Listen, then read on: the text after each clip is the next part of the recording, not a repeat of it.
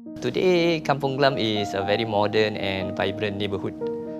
It is an enclave for Malay culture, but we also know that it is a historical site.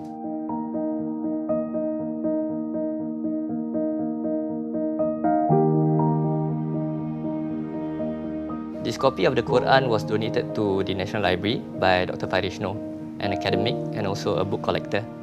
We are not quite sure how the copy ended up in Java. What we know is that the publishers in Singapore would also distribute their books to other parts of this region. It could also be that a person who has performed the pilgrimage to Mecca would have purchased the book in Singapore and returned to Java. This edition of the Quran is one of the earliest published in Kampung Glam, Singapore that we have found so far. By referring to the colophon located at the end of the Quran, we can find very important information. As you can see here, the date of publication is actually on the 13 Rajab 1286, which corresponds to 19 October 1869. And it was printed in Singapore at Kampung Glam, Lorong Masjid Sultan, by a printer named Muhammad Nuh bin Ismail. And the copy's name mentioned here, Tengku Yusuf bin Tengku Ibrahim. Pre-20th century Quran is hard to find. The climate in Southeast Asia makes it difficult for us to preserve paper-based materials. So this is an important and precious artifact in the collection of the National Library of Singapore.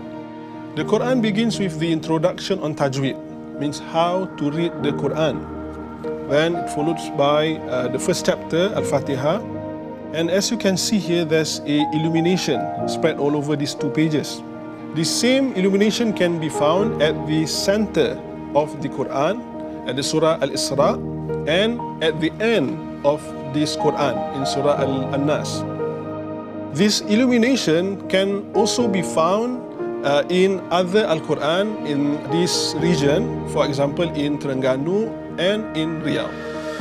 The design found in this copy of the Al-Quran is similar to the design found in copies produced in East Coast of Malaysia. In fact, the copies, Tengku Yusuf bin Tengku Ibrahim, was originally from Terengganu. He was a renowned copyist and he worked in Singapore at that time.